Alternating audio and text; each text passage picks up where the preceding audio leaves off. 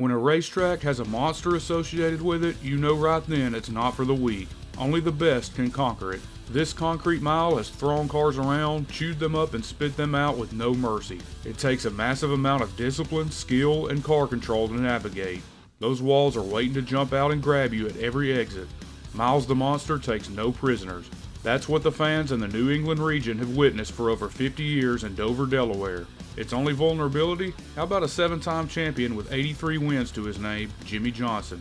This place didn't scare him. He made everyone aware of that from the jump, starting in his rookie season driving for Hendrick Motorsports to the tune of 11 wins over the course of a decorated and long-term career. How does one conquer a monster, you ask? Let's dive in and go through the details on this near 2-decade journey from an all-time great. Having just come off his first career win in his home state at Fontana, California, Jimmie was already turning heads and seemed to adapt to this high level of competition much faster than anyone expected. Maybe some people thought it was a fluke, but one way to put that to rest, back it up at one of the most difficult tracks on the circuit. Coming off the Coke 600 where he let the win get away, he started 10th and wasted no time picking them off one by one. Before you knew it, he had climbed a second behind Mark Martin and put himself in position to be a contender. But Mark seemed to have the fastest car in the field, well ahead of the rest of the pack. The Lowe Chevy was looser than Jimmie's liking, but got tighter as the run went on. However, about 125 laps in, the cars of Ryan Newman and Steve Park got together not far from being lapped and collected the 6 car, taking him out of the equation just like that. Jimmie would inherit the lead briefly before losing it on pit road to teammate and car owner Jeff Gordon, but wouldn't be behind him for long. This would normally be a time for the rookie to learn from his mentor about how to get around this place and pace himself, but that wouldn't be necessary. Jimmie was just better and drove by with ease to take the lead. From there, he pulled away and set a blazing pace, now appearing to be the class of the field after Mark's untimely exit. Any caution or restart didn't affect his rhythm, he just resumed spanking the field like he had been doing it for 10 years with Gordon having nothing for him. After it looked like he might run away with it in rather uneventful fashion, Jimmie would finally face some adversity by way of a caution with about 100 to go. He had a slower pit stop than the rest of the leaders and came out behind 3 of the most formidable veterans in the series. To make matters worse, crew chief Chad Knaus informed the broadcast that fuel mileage had become a major issue, with the 48 car being 10 laps short. They needed another caution to get back on track, aside from losing the ideal track position they had. Luckily, they would get that caution a short time later, eliminating that concern the rest of the way. It did come at a cost, however, shuffling him to the middle of the pack with others staying out and gambling on making it to the finish. Jimmie would no doubt need to be patient as he made his way back to the front, testing his youth and inexperience in this situation. After having the previous 2 races slip away, he didn't want to make it another day to forget. But as he worked his way back up, he started getting too aggressive by punting other cars out of the way, leading to a warning from NASCAR to settle him down. By the time he regained his footing and came upon Bill Elliott for second, Ricky Rudd had driven off and left everyone, but was driving much more conservatively to save fuel.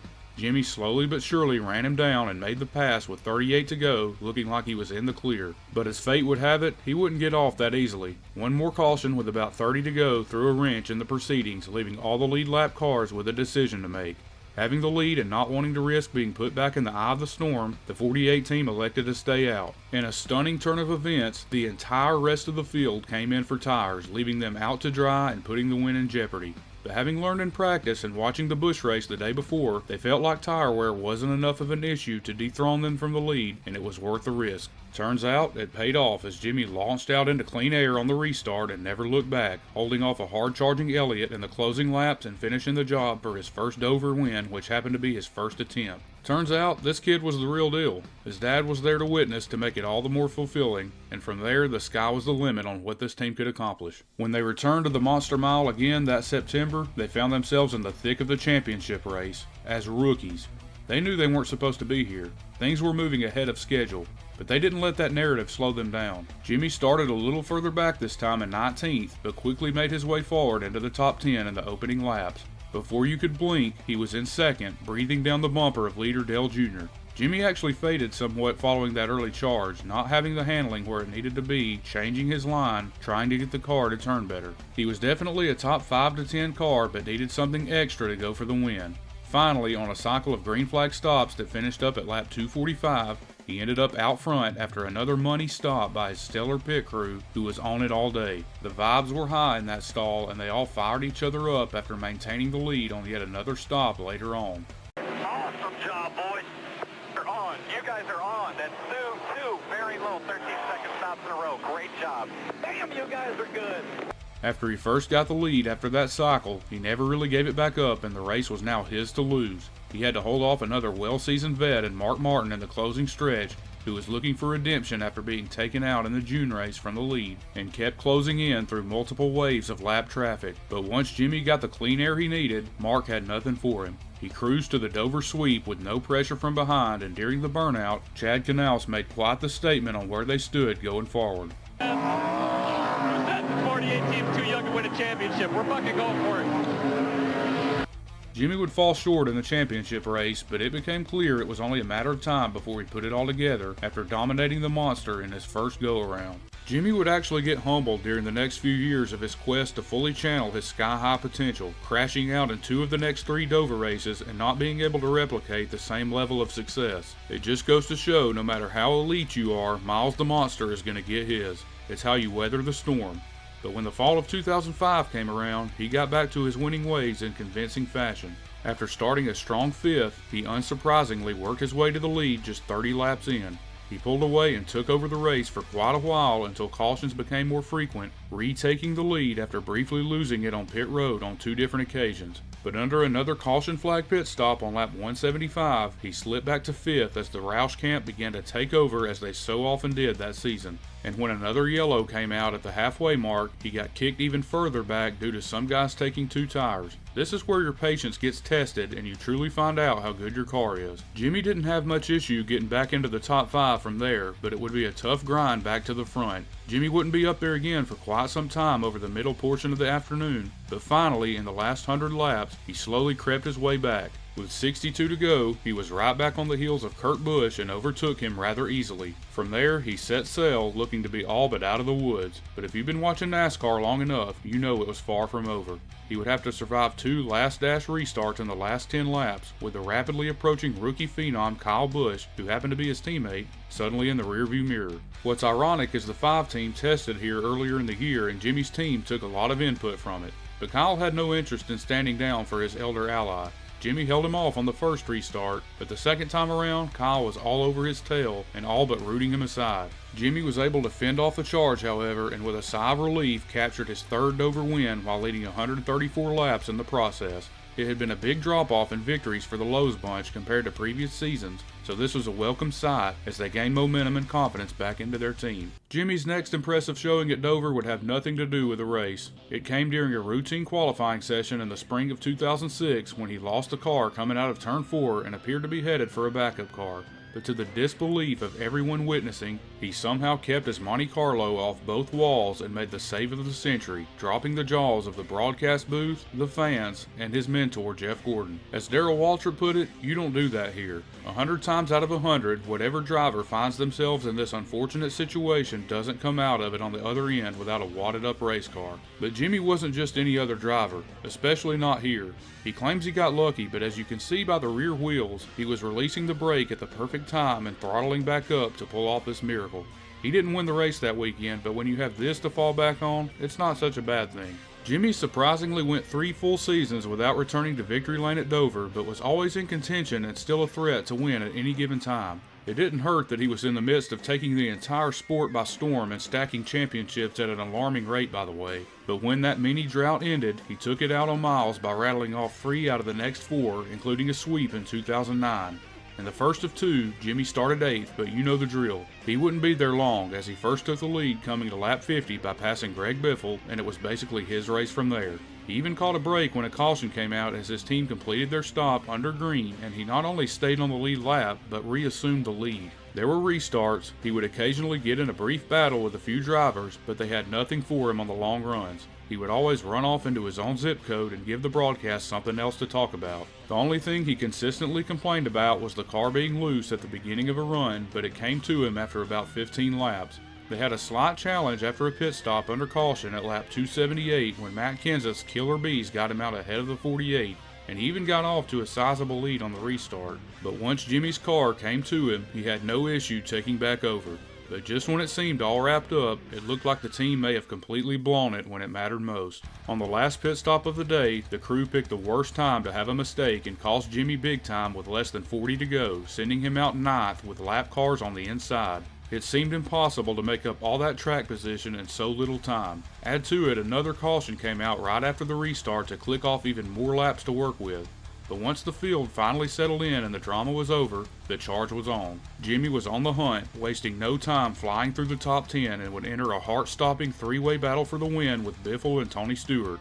He didn't have much trouble getting around the 16, but Tony would make it a lot more difficult. Jimmie tried all kinds of lines to make the pass and couldn't quite close the deal, but finally with 3 to go, he got a run on the outside in turn 4 and powered by Tony to complete the rally of the year, pulling away instantly to Dover win number 4 with a rocket ship of a race car. When it was all said and done, he led a whopping 298 laps. To complete the sweep in the fall, he wouldn't have to work his way up because he started on the pole. He easily led the first 25 laps, but with a competition caution coming out, he lost a lot of track position by taking 4 tires when others took 2. It would actually take a lot longer than most expected to get back to the front with the car not handling as well in traffic, but just over 100 laps in, he was able to wear down Kurt Busch after stalking him for many laps. From here, I hate to let everyone down, but Jimmie didn't give me much substance to work with. Every restart, he took off and left the field behind. There was no pit crew mishap, no drama, no thrilling finish this time. I'm sure Jimmie's feelings weren't hurt by it, as he was just looking to actually get through one of these deals without sweating out the end for once. Well, that's exactly what would happen, just wearing out the competition on a Sunday drive as he propelled through the rest of the chase from there to his record-breaking 4th straight title and keeping the concrete mile as his playground for the time being. In the fall of 2010, he once again started on the pole, but besides that, this race would start out anything but smooth. He lost the lead quickly to AJ Allmendinger, and on the first pit stops, the crew dropped a lug nut, costing him more track position. He maintained a top 5 run, but Jimmie notified Chad that the rubber laid down on the track was causing inconsistent handling of the car. He also wasn't getting through lap traffic as fast as the other leaders to add to the list of early problems. He eventually got back to second and retook the lead when Allmendinger had a tire going down, which led to an unscheduled stop 170 laps in, and in typical 2018 fashion, they got better as the race went on. The pit stops got cleaner and the car got faster, and it was back to routine dominance as the team kept up with the track changing. But as par for the course in most of these races, there was still another hurdle to overcome. With 100 to go, the crew got beat again by Kyle Busch this time, who took over the top spot and drove off on the restart to a hefty lead. Jimmie spun the tires, which didn't help his cause, and he needed to make another late race charge if he wanted to add to his Dover legacy. The car would inevitably come back to him, and he slowly reeled in Kyle, going for the pass with 61 to go.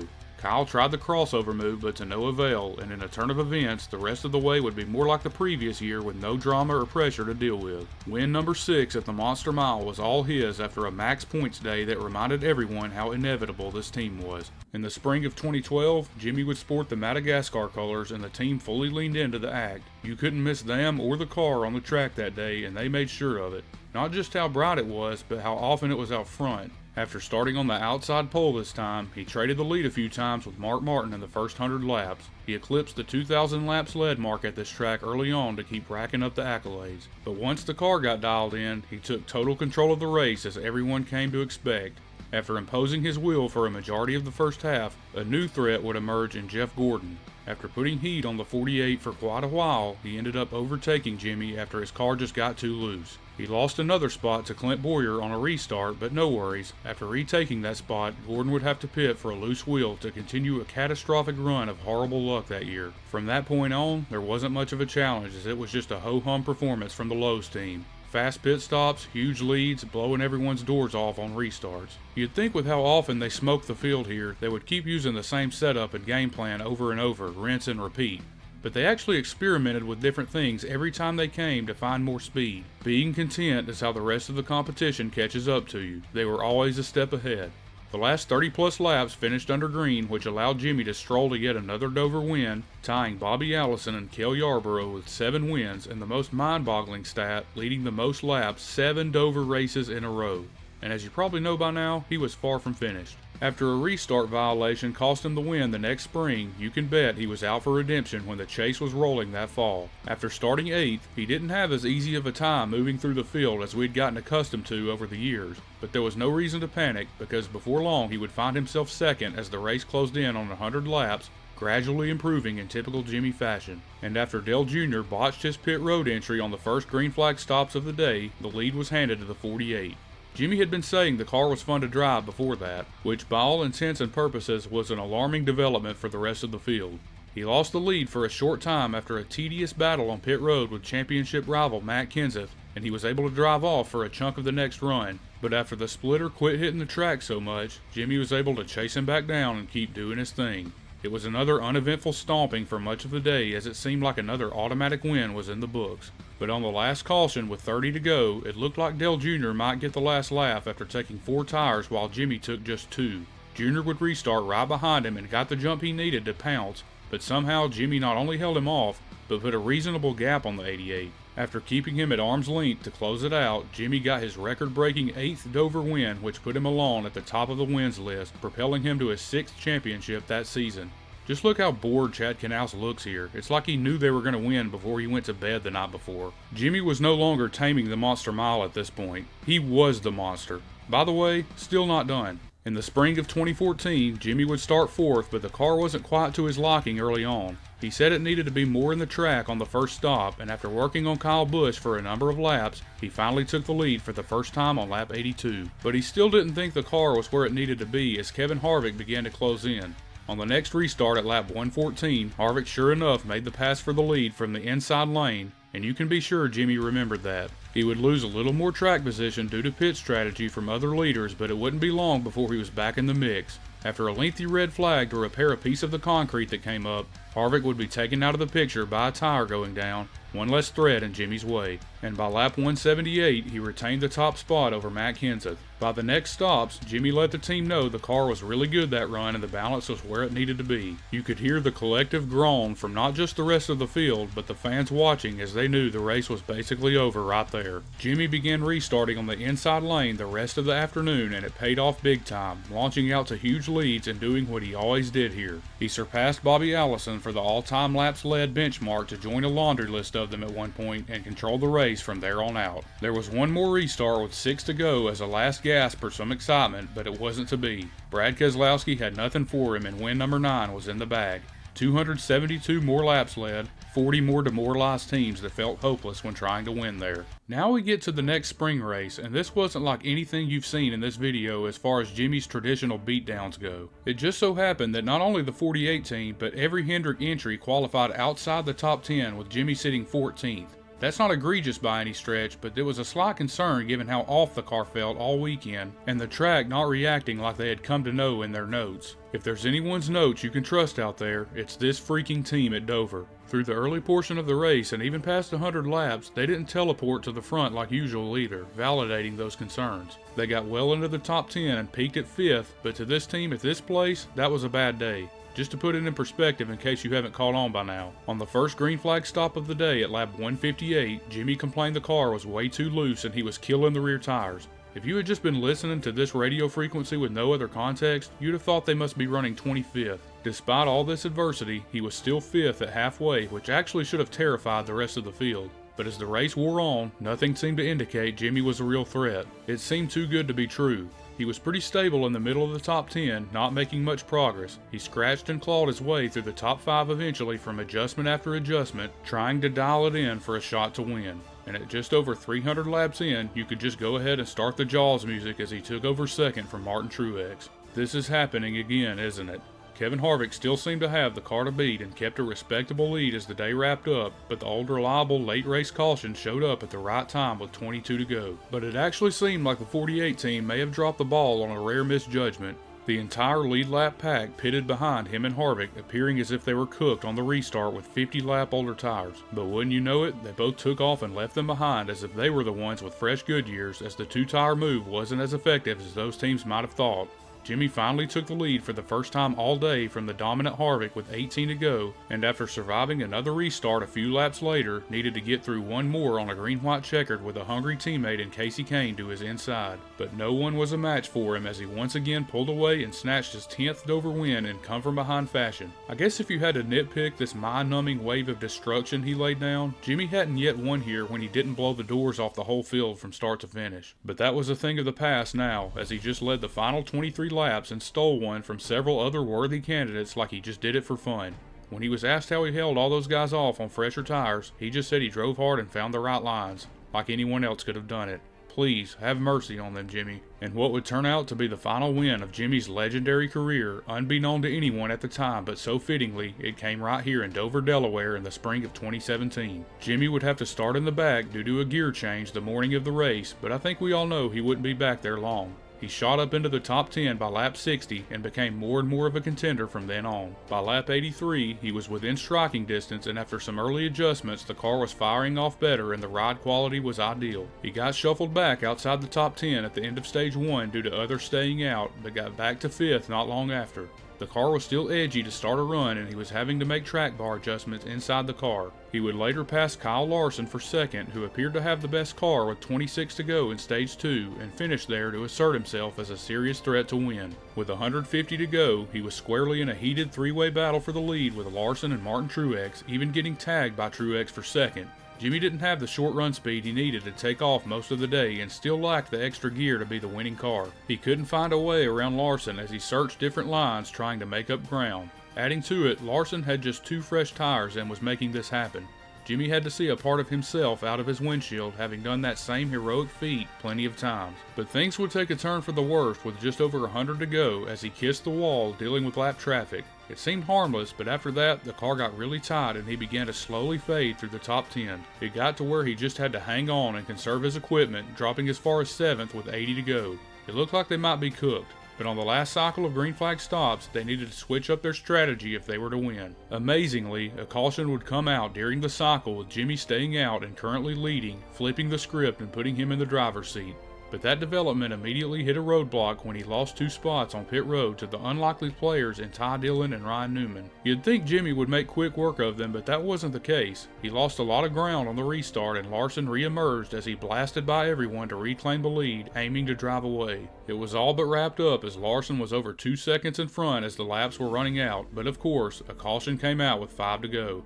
As the track crew cleaned up the wreck, the speedy drive put down would play a role in how the finish went down, as Larson ran through it being on the outside lane, which had to mess up his tires. Sure enough, on the restart, Jimmie was able to overtake him on the inside, and as a huge crash broke out on the backstretch, he had crossed the overtime line at the moment of caution to seal it. Victory number 83 was in the bag, tying Cale Yarborough on the all-time wins list with a helmet designed in his honor that Jimmie proudly displayed in his celebration. He only led 7 laps that day, but made them all count with a record that may not ever be broken. 11 wins at Dover Motor Speedway. So in conclusion, how in the world did Jimmie pull this off?